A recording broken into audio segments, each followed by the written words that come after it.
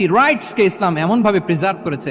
আল্লাহ রাসূল সাল্লাল্লাহু আলাইহি ওয়া আলিহি ওয়াসাল্লাম বলেন, কোন হিন্দু, কোন মাইনরিটি, কোন সংখ্যালঘু, শব্দটা যদি আমাদের পছন্দের না, বোঝানোর জন্য বলছি, কোন অমুসলিম যদি মুসলিমদের পাশে থাকে এবং কোন মুসলিম যদি তার রাইটকে ভায়োলেট করে, যেমন আপনি মুসলিম, আপনার নেইবার হচ্ছে হিন্দু, আপনি যদি তার হক নষ্ট করেন, জোর করে তার জমি দখল করেন, তাকে তার প্রাপ্য থেকে বঞ্চিত করেন, রাসূল সাল্লাল্লাহু আলাইহি ওয়াসাল্লাম বলেন কিয়ামতের দিন আমি ওই হিন্দুর পক্ষে মুসলিমের বিপক্ষে বাদী হয়ে দাঁড়াবো।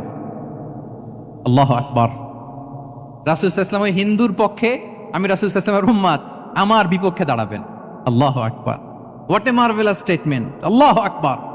সংখ্যালঘুদের উপর যদি কেউ কোন মুসলিম অত্যাচার করে, রাসূল সাল্লাল্লাহু আলাইহি ওয়াসাল্লাম বলেন তুমি আমার উম্মত হতে পারো, কিন্তু তোমার পক্ষে না, আমি ওই মাজলুমের পক্ষে কিয়ামতের দিন দাঁড়াবো। দিস ইজ ইসলাম। ইসলাম আমাদেরকে অন্য যে ফেইথ আছে, Islam teaches us to respect other faith. অন্যান্য যে ফেইথ গুলো আছে এগুলোর প্রতি শ্রদ্ধা দেখাতে বলে, সম্মান দেখাতে বলে। আল্লাহ তাআলা বলছেন ওয়ালা তাসুব্বুল্লাযীনা ইয়াদউনা মিন দুনিল্লাহি ফায়াসুব্বুল্লাহা আদওয়ান বিগাইরি ইলম।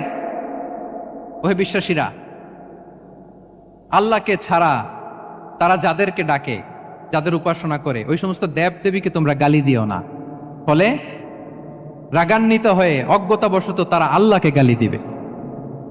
কথা বুঝতে পেরেছেন?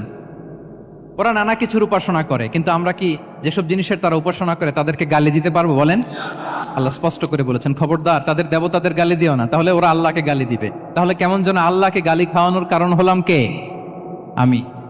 কেউ যদি অন্য ধর্মকে ছোট করে সে মূলত ইসলামকে ছোট করে। আই রিপিট, আমি